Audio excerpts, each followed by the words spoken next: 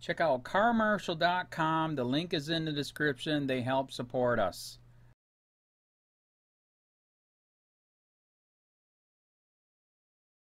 Colorado County spent $88 a day jailing defendants who couldn't pay $55 fee. Judge orders an end to the practice after the ACLU sued. Ed Krajewski, November 17, 2017, 3:01 p.m. Jasmine Still, a 26-year-old woman with a newborn, spent 27 days in a Colorado jail after a judge approved her release on her own recognizance. Why? Still couldn't pay the $55 pretrial services fee, charged by El Paso County, so the county spent nearly $2,400 to keep her in jail, according to a lawsuit filed on her behalf by the American Civil Liberties Union, ACLU, of Colorado. Still, arrested in January after her mother reported her to police over a small bag of meth, pleaded guilty so she wouldn't have to stay in jail any longer, her lawsuit says.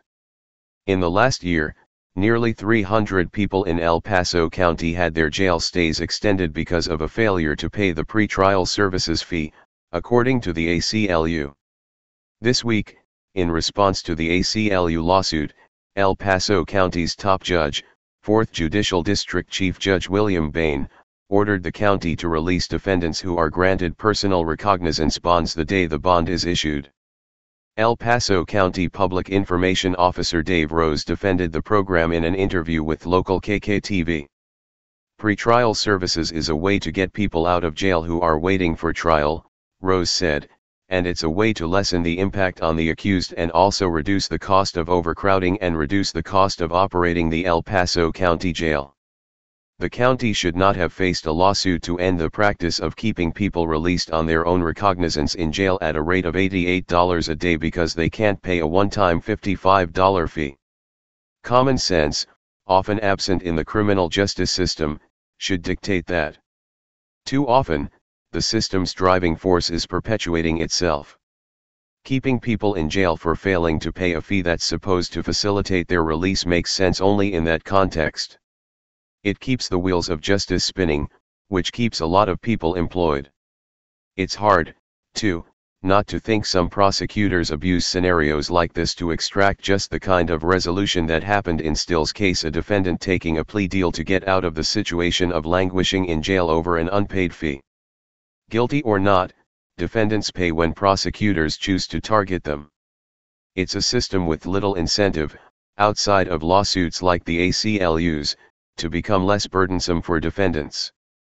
Were prosecutors forced to pay for their lack of common sense, that would quickly change.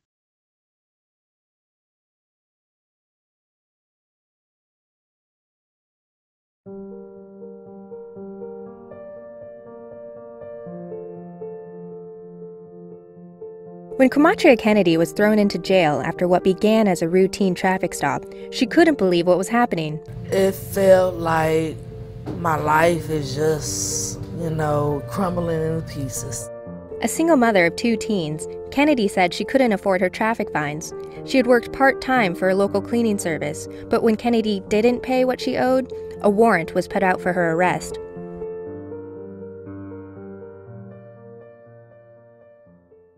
It's more people out there in the world that's like me that can't afford these tickets, and only thing it is not helping us when y'all jealous because we get out and we still have the tickets again.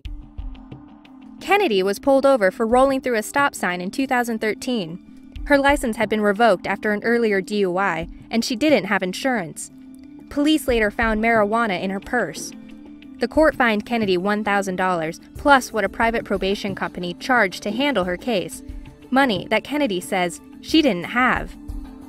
It's a decision sometimes I have to sit there and make.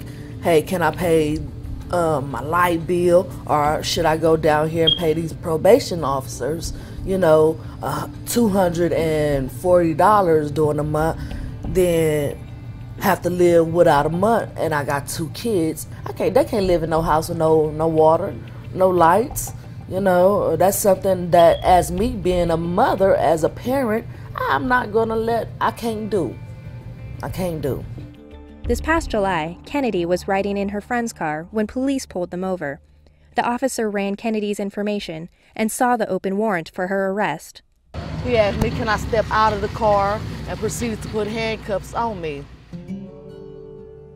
Kennedy was immediately thrown into jail. By the time she got out, she had been fired for not showing up to work. We're here now at the Harrison County Adult Detention Center where Quamatria Kennedy was brought here and locked up for 5 nights. The ACLU's Nusrat Chowdhury says what's happening is part of a nationwide scourge of modern-day debtors' prisons. Too often, in places around the country, cities that are strapped for cash and trying to earn money, they're turning to jailing as a first resort. It's unfair and unequal to treat people differently because they just can't afford to pay a fine. Officials from the city of Biloxi told MSNBC that they believe the ACLU gets it wrong. They say that people are treated fairly under the law. In fact, the courts offer community service as an alternative for those who are unable to afford their fines. But Kennedy says she wasn't given the option of community service. If I do something wrong, I believe I should pay for it, and that's what I teach my kids. You do something wrong, hey, you gotta suffer the consequences. But I can't afford it. Just last month, I had to sit there and call my mother away from LA and ask her, can I borrow some money? And that's, you know, it's hard. It's hard.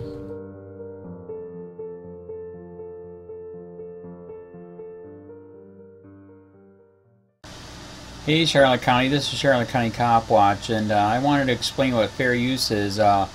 You can use pieces of news articles if you're doing it for news reporting, you have commentary, and you're doing it for education purposes. So that's what fair use is, as you can see right here.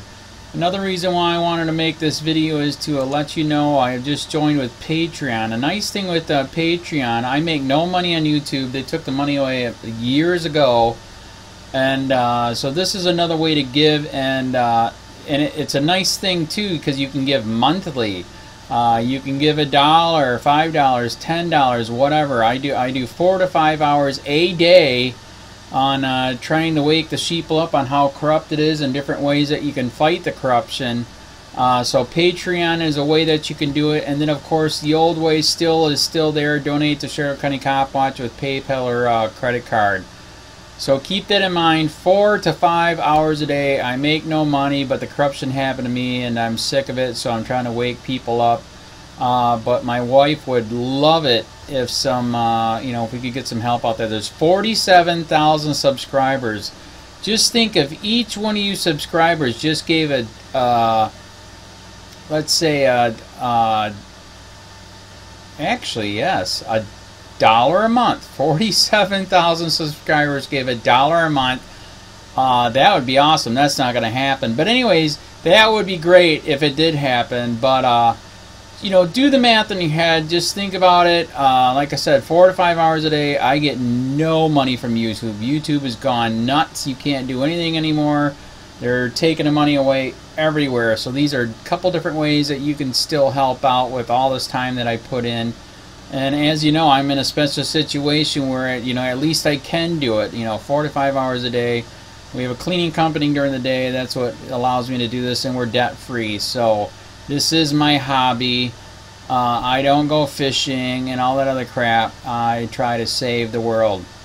So help me out to make the wife happy, man. In fact, if you guys did give $1 a day, and there was 47,000 of you, and you did it, and each of you gave $1, and that was every month, oh my God, yes, I could quit. I could start suing them. Another idea too that we have is, if I got, some funds, we could actually contact everyone that has been ticketed and or arrested and put in jail and start sending them postcards to let them know we're here, and to see if everything went all right, and if it didn't, find out their story. So we could even do more investigations and more lawsuits. Lawsuits take money. So just think about that. 47,000 of you so far right now. $1 a day. $1 a month on Patreon, or $5 a month Patreon, 10, 20, whatever. Just do the math in your head. Help out. This is a lot of work every single day. Thanks.